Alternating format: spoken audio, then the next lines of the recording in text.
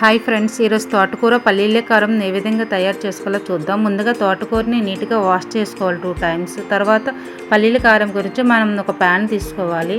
దానికి సరిపడా ఒక కప్పుడు పల్లీలు తీసుకొని లైట్గా వేపుకోవాలి.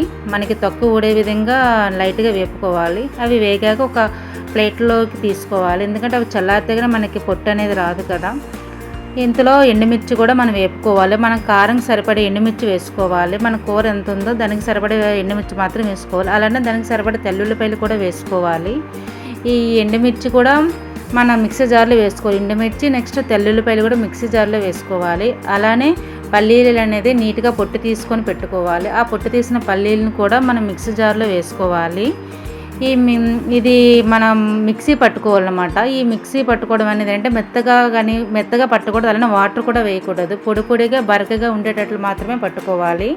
అలా పట్టుకుంటే పిల్లలు కూడా చాలా ఇష్టంగా తింటారు ఈ కర్రీని. ఈ తోటకూర పల్లీల కారం చాలా టేస్టీగా కూడా ఉంటుంది. ఈ విధంగా బరకగా ఉండేటట్లు మాత్రమే మనం పట్టుకోవాలి. వాటర్ అస్సలు వేయకూడదు. అలానే మన కూర పోపు చూసుకుందాం. ఇప్పుడు కళాయి పెట్టి స్టవ్ పైన దానికి సరిపడా ఆయిల్ వేసి అలానే నీరులపై జీలకర్ర మాత్రమే వేయాలి. ఎండుమిర్చి వేయకూడదు. ఎందుకంటే మనం ఆల్రెడీ మిక్సీ పట్టాం, మళ్ళీ కారం ఎక్కువగా అయిపోతుంది. అలానే పసుపు ఉప్పు తాలింపులో వేసుకోవాలి. మన కూరకు సరిపడే పసుపు ఉప్పు వేసుకోవాలి. తాలింపు బాగా అయ్యాక మనం కడిగి పెట్టుకొని తోటకూరని అందులో వేసి మగ్గబెట్టుకోవాలి. చాలా చక్కగా నీట్గా మగ్గాలన్నమాట. ఒకసారి మూత పెట్టుకోవాలి. మళ్ళీ ఒకసారి చక్కగా నీట్గా కలుపుకోవాలి.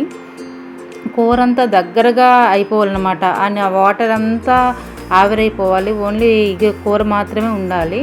చక్కగా ఉడికేటట్లు మరి ఇంకోసారి మూత పెట్టుకొని ఇంకో 10 మినిట్స్ మూత పెట్టుకొని చక్కగా ఉడకనివ్వాలి. ఇప్పుడు చూడండి, కూర దగ్గరగా అయింది. చక్కగా మెత్తగా ఉడికిపోయింది కూర.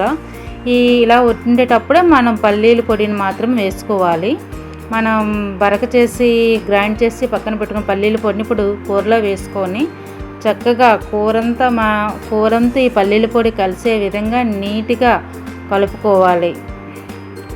నీట్గా కలుపుకొని ఈ కర్రీ అనేది చాలా టేస్టీగా ఉంటుంది. పిల్లలు కూడా తింటారు. ఆకుకూరలు తినని వాళ్ళు కూడా ఇష్టంగా ఇలా చేసి చూడండి. తోటకూరని చాలా ఇష్టంగా తింటారు. ఇది చాలా హెల్తీ ఫుడ్ కూడా. ఒకసారి ఇలా ట్రై చేయండి ఫ్రెండ్స్. ఇలా చేశాక ఇంకో 5 మినిట్స్ మనం సిమ్లో పెట్టుకొని కూర అనేది చక్కగా పల్లీల పొడి తోటకూర కలిసే విధంగా నీట్గా కలుపుకోవాలి.